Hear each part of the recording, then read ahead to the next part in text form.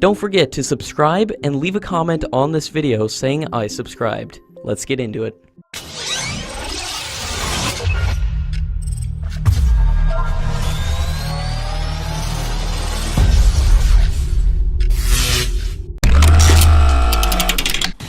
The Swedish Air Force Chief Major General Mats-Erik Helgesson is on a visit to India, on the invitation of his Indian counterpart.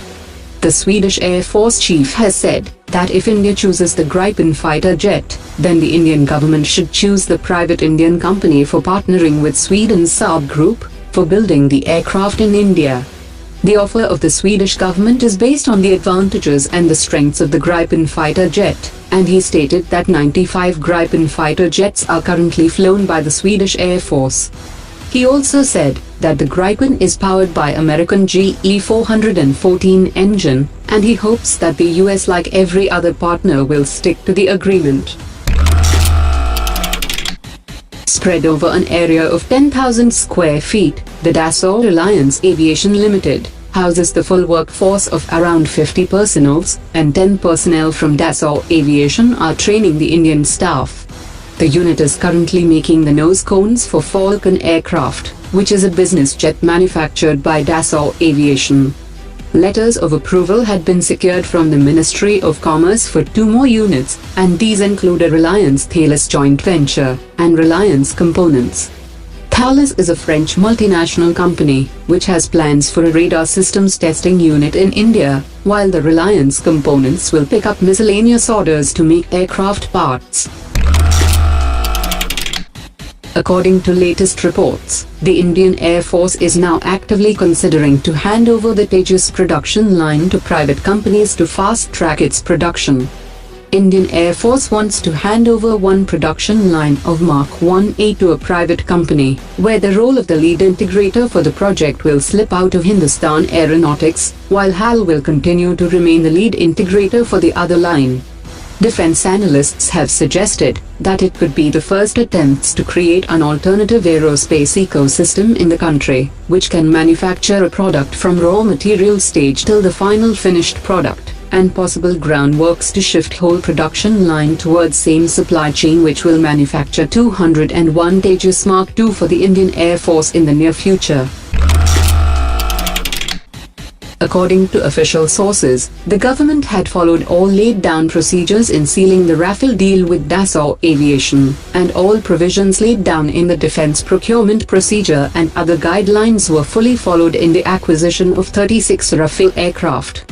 The Cabinet Committee on Security had accorded its approval to the acquisition on the 24th of August 2016, and not only the price, but including maintenance, training and equipment package in the contract for the 36 Rafale aircraft represent better terms as compared to the negotiations that were never concluded by the previous government. At a time when the Congress party is mounting questions on the government over the Rafale deal, the president of the Nationalist Congress Party has said that the people have no doubts over the intentions of Prime Minister Modi. He also said that the opposition's demand to share the technical details relating to the Rafale aircraft made no sense. The Indian Army has been successfully testing the K9 Vajra howitzer from the past few weeks, and the trials have concluded today. 6 rounds were tested successfully on 26 September, in the presence of senior officers of Indian Army and Larsen & Toubro, and again 6 rounds were tested yesterday after 13 modifications in the system. India and Russia are fully ready to sign a deal to supply the S-400 systems next week, during President Vladimir Putin's visit to New Delhi. According to Russian media reports, the contract covers 10 batteries of S-400 systems worth around $6.2 billion. Igor Korochenko, the head of the Moscow-based Center for Analysis, has said that the US won't impose sanctions on India because they don't want India to refuse to purchase American equipments in the future. India has completed the price negotiations for the purchase of 4 advanced stealth frigates from Russia. 2 frigates will be bought directly from Russia, and 2 frigates will be built at Korea Shipyard Limited with transfer of technology, and the price of the deal is around $1.75 billion, and almost 50% of the equipment will be indigenized. The plan is to develop a strategic capability at Korea Shipyard, which will open up another line in the country to indigenously build advanced stealth frigates.